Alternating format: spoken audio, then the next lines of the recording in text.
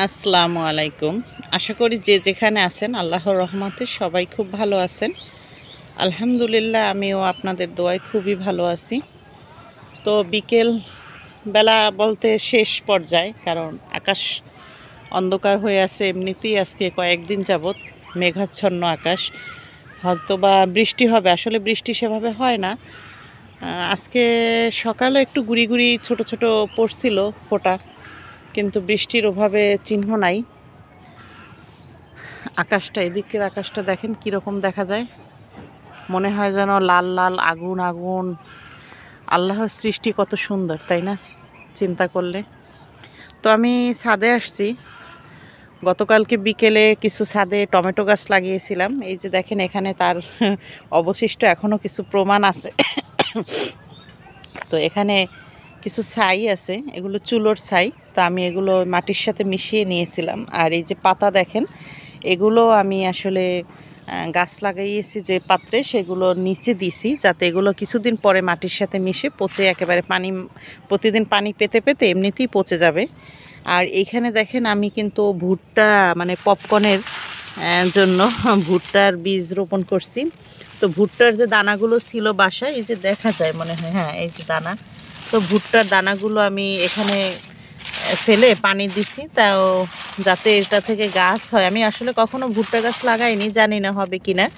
তো যদি হয় সেই আশা রেখেই এখানে আমি বীজটাকে চারার জন্য রেখেছি। দেখি কি হয়, ইনশাল্লাহ আশা রাখি আল্লাহ হয়তোবা এখান থেকে চারা দিবে আমাকে। আমি উপরে কিছু আখের গাছের যে শুকনো পাতা সেগুলো দিয়ে রাখছি, যাতে করে পানি দিলে আর কি বীজটা আর কি সরে না যায়। অনেক সময় মাটির তে পানি যখন আমরা দেই বীজ রোপণ করে, তখন দেখা যায় বীজের উপরে যে মাটিটা দেই অল্প পরিমাণে, সেটা আসলে পানির ঝাপটায় সরে যায়। সেজন্য একটু যদি উপর থেকে কিছু বিছিয়ে এভাবে দেয়া যায়, তাহলে গাছটা কিন্তু দ্রুত বের হয় এবং মাটিটাও আর কি ওভাবে গায়ের উপর থেকে বীজের সরে যায় না। তো দেখেন কি অবস্থা। পাখি এত পরিমাণে পায়খানা করছে, সারা বাড়ি মনে হয় যেন পেস্ট ছিটানো। কারণ পাখির কাজ হচ্ছে আমার কোন গাছে ফুল হয়েছে, কোন গাছে ফল হয়েছে সেটাকে খেয়ে ফেলবে, সেই চেষ্টাই থাকে। ওরাও আসলে খাবে কি, সেজন্যই হয়তোবা। তো করলা গাছে গুলো এতদিন পর একটু নড়ে চড়ে বসছে, মনে হয় মাচায় উঠবে সেই পর্যায়ে আছে। আমি এজন্য গতকালকে কিছু আরও উপাদান একটু বাড়িয়ে দিছি, যাতে করে ওরা বেয়ে উঠতে পারে।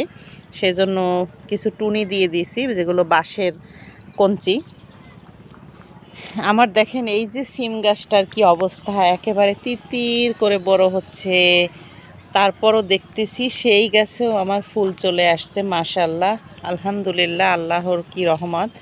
রিজিক থাকলে আসলে কিভাবে রিজিকটা আপনার আসবে একমাত্র আল্লাহ পাকই ভালো জানে, এবং কার মাধ্যমে কোথা থেকে আসবে সব কিছুর জন্যই আল্লাহ ভালো জানে। দেখেন আমার লাউ গাছে কি সুন্দর ফুল ফুটছে।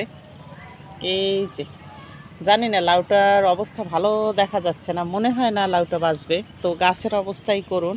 তো আমি গতকালকে কিছু টমেটো চারা, আগের ভিডিওতে আমি আপনাদেরকে দেখিয়েছি যে আমি টমেটোর যে বীজ রোপণ করছিলাম।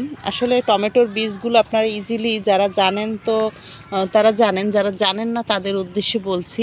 আপনারা বাজার থেকে ভালো জাতের যে টমেটো সেগুলো কিনে নিয়ে এসে টমেটোর মাঝের যে বীজগুলো আপনারা শুধু কেটে বীজটা বের করে নেবেন, আর পাশের টমেটোটা আপনারা খেয়ে ফেলবেন, তরকারিতে দেন বা কাঁচা সালাদ হিসেবে খান। শুধু বীজটা আপনারা যে কোনো পাত্রে ফেলে রাখলেই হবে, সেটার কোনো যত্ন নিতে হবে না, শুধুমাত্র একটু পানি দিবেন। তো দেখবেন ইনশাল্লাহ 2-3 দিনের ভিতরেই কিন্তু গাছ চলে আসবে। তো আমিও দেখেন এই গাছগুলো কিন্তু সেভাবে করেই তৈরি করা আমার, আল্লাহর রহমত। তো আমি গতকালকে এখানে এই বস্তায় 4টা লাগিয়েছি, এই বস্তায় 3টে, আর এই পাত্রটায় আমি 2টা বীজ চারা লাগিয়েছি। ওই পাত্রে, এপাশের পাত্রে এইগুলো আসলে আমি কিছুদিন আগে লাগিয়েছিলাম। এগুলো কিন্তু ওই যে আমার পানির বোতল বা তেলের বোতল সেগুলোর ভিতরে লাগানো। এখানে একটা পলি ব্যাগ বড়, সেই পলি ব্যাগটা আমি একটা ককশিটের উপরে মানে পলি ব্যাগের ভিতরে দেখেন টমেটো চারাগুলো লাগিয়েছি। ইনশাল্লাহ এটা কিন্তু কিছুদিনের ভিতরে আপনাদের সাথে আবার ভিডিও শেয়ার করব। দেখবেন আমার গাছগুলো মাশাল্লাহ করে আল্লাহর রহমতে সুন্দর করে বেড়ে যাবে। তো আমি গতবারও এভাবে করে চারা যখন এরকম ছোট ছোট এর থেকে একটু বড় হয়েছিল তারপরে আমি লাগিয়েছি, কিন্তু এবছর তার থেকে অনেক আগেই লাগিয়েছি। এটা ইনশাল্লাহ হয়ে যাবে।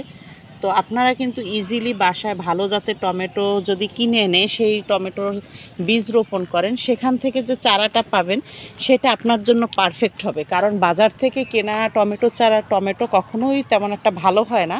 যদি নার্সারি থেকে নিতে পারেন সেটা একটা অন্য কথা, কারণ নার্সারিতে গেলে আপনি সেখানে নানান জাতের টমেটো গাছ পাওয়া যায়। আর এমনিতে যারা আমরা ভ্যান থেকে চারা কিনে নিয়ে আসি তারা আসলে ওভাবে তারা নিজেরাও কিনে এনে বিক্রি করে, তো তারা সেভাবে ভালো জাতেরটা আপনাকে বলতে পারবে না। তো দেখেন, আমি অনেক দিন আগে আপনাদের সাথে একটা ভিডিও শেয়ার করেছিলাম যে আমার ছোট সিম গাছে ফুল আসছে। তো তখন একেবারে মোচার মতো ছিল, ছোট এরকম ছিল, বোঝা যায় না যে আসলে এটা সিমের ফুল কিনা। দেখেন মাশাআল্লাহ আমার এখন সেই ফুল কত বড় হচ্ছে। তো এখান থেকে 2-1 দিনের ভিতরেই কিন্তু এই সিম বের হবে, কারণ ফুলটা যখন ফুটে যাবে তখন সিম বের হয়ে যাবে।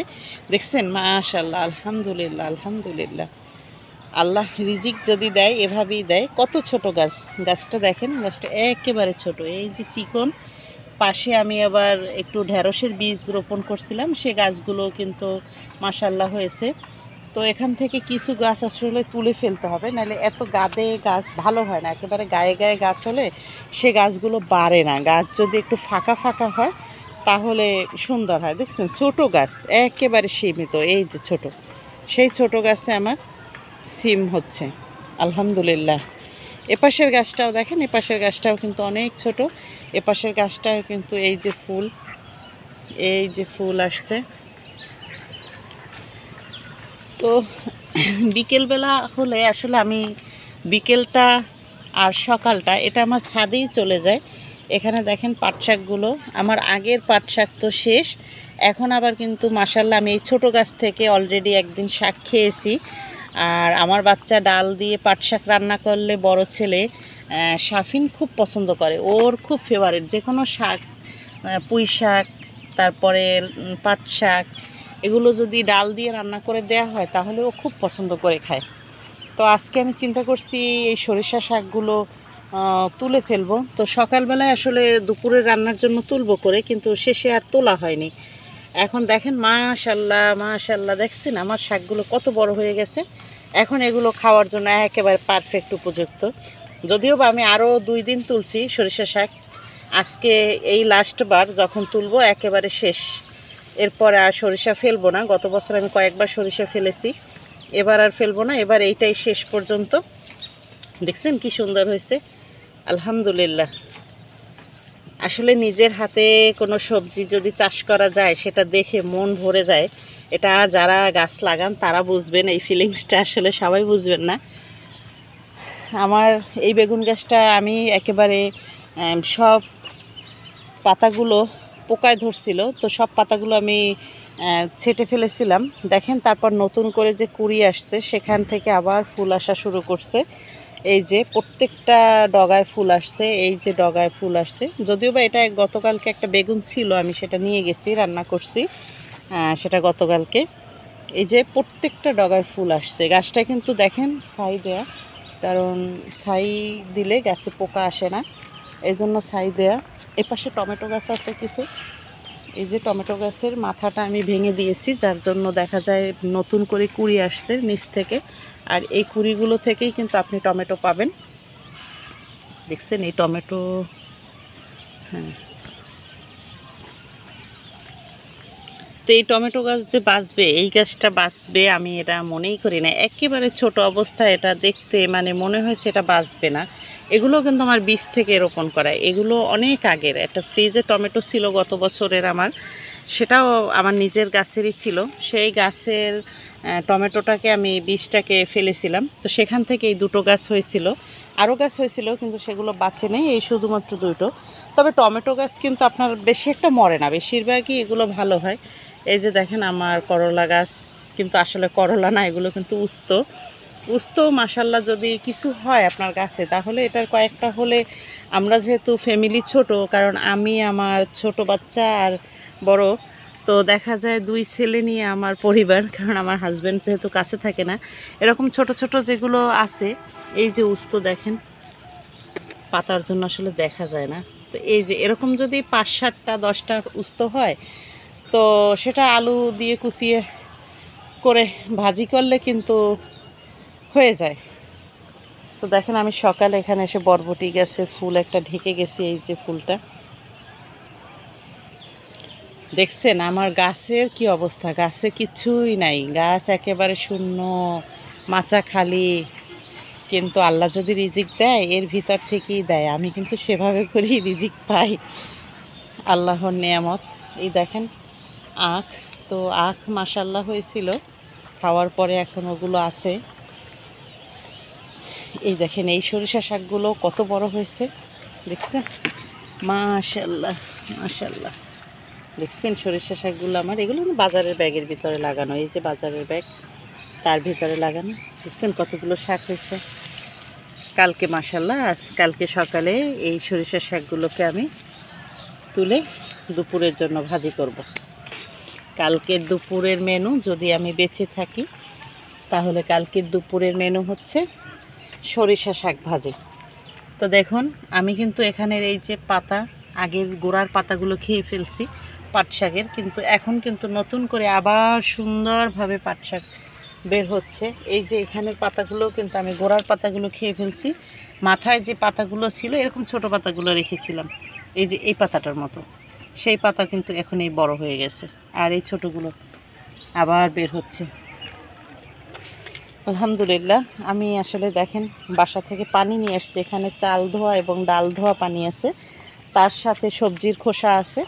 এগুলো আমি অলরেডি এখন গাছের গোড়ায় দিয়ে দেব, কিন্তু আজকে গাছের গোড়া আসলে ভিজা, শুকনো না, কারণ গাছের গোড়া যদি আপনার বেশি ভিজা থাকে তখন কিন্তু গাছ মরে যাবে, নষ্ট হয়ে যাবে। সেজন্য আজকে দেয়া হবে না, ওটা আমি আসলে রেখে যাব, যখন কালকে রোদ উঠবে যদি শুকায় তখন কালকে দিয়ে দেব। কারণ না হলে গাছ যদি ভেজা অবস্থায় আপনি দেন তাহলে কিন্তু ভালো হবে না। এই বেগুন গাছ, এখানে 3টা বেগুন গাছ লাগিয়েছিলাম, আসলে এটা কিন্তু আমার বীজ থেকে করা। তো বীজ বলতে বেগুন পেকে গেছিলো, সেই বেগুন আমি এখানে ফেলেছিলাম অন্য একটা পাত্রে, তো সেখান থেকে এই চারা 3টে চারা বেঁচেছিল। তো আমি তুলে যেদিন লাগিয়েছি এখানে, সেখানে আসলে 3টা একসাথে আমার লাগানো উচিত হয় নাই। এই গাছগুলোর বয়স হয়েছে কিন্তু তখন বাড়েনি, এখন কিন্তু পাতা মাশাআল্লাহ অনেক বড় বড় হয়। আমি কিন্তু নিচের যতগুলো পাতা ছিল সব ভেঙে ফেলছি, প্রত্যেকটা পাতা ভেঙে ফেলছি। এখন যেগুলো দেখেন এগুলো কিন্তু গাছের এই যে শাখা বের হয়েছে, সেটা মেন, কিন্তু ডগাটা নেই, সেটা কিন্তু আমি কেটে ফেলেছিলাম। এই যে দেখেন মেন ডগাটা আমি কেটে ফেলেছি, এখন শুধু এই যে কুশি বের হয়েছে এক একটা পাশ দিয়ে। তো এটা আজকে সকালে এসে দেখি ইটের উপর দিয়ে পড়ে গেছে, তো পানির এই পাইপের উপর পড়ে বা মাটিগুলো পড়ে গেছে, তখন দাঁড় করিয়ে রেখেছি, আর ঠিক করা হয়নি। আসলে একা মানুষ তো সব দিক ম্যানেজ করে পারি না। দেখছেন আমি কিন্তু কচু গাছ লাগিয়েছি, এটা কিন্তু ওই যে আমাদের দেশে সাহিবি কচু বলে, তো সেটাকে অলরেডি আমি লাগিয়েছি, দেখি কি হয়। ইনশাল্লাহ হবে, এই গাছটাও হবে। তো এখন ছোট পাত্রে আছে, যদি এটা হয় তখন আমি এই বস্তাটা যতটুকু আছে আস্তে আস্তে বাড়াবো আর গোড়ায় মাটি দিয়ে দেবো, তাহলেই হয়ে যাবে। তো যাই হোক, আপনাদের সাথে অনেকক্ষণ কথা বললাম, ভুল ত্রুটি হলে অবশ্যই ক্ষমা সুন্দর দৃষ্টিতে দেখবেন। দেখেন আমার লাউ পাতা কিন্তু মাশাআল্লাহ কত সুন্দর হয়েছে। এই যে লাউ গাছে কিন্তু অলরেডি লাউ আসা শুরু করছে, এই যে দেখেন লাউটা যদিও বা প্রতিবন্ধীর মতো বাঁকা, যাই হোক সেটাও আল্লাহর সৃষ্টি। এই যে জাম গাছটা দেখছেন, জাম গাছটা আমি তুলে এখানে লাগিয়েছি বিদায়, তা জাম গাছটার যে পাতা ছিল সেগুলো সব পড়ে গেছে, এখন নতুন করে আবার সব পাতা আসতেছে, সেজন্য গাছটা দেখতে একটু ন্যাড়া মনে হয়, কিন্তু গাছটা যখন পাতা এরকম আসবে সব, তখন দেখবেন গাছটা ঝোপালো একেবারে, এত সুন্দর হবে ঝোপের মতো। আমার কিন্তু এই ড্রাগনের ডাটাটায় ড্রাগন অলরেডি 4টা ড্রাগনের ফুল আসছিল, কিন্তু সেখান থেকে একটা ড্রাগন আমরা খেতে পারছি, বাকিগুলো কিছুটা বড় হয়ে ফুল ফোটার আগেই ঝরে গেছে।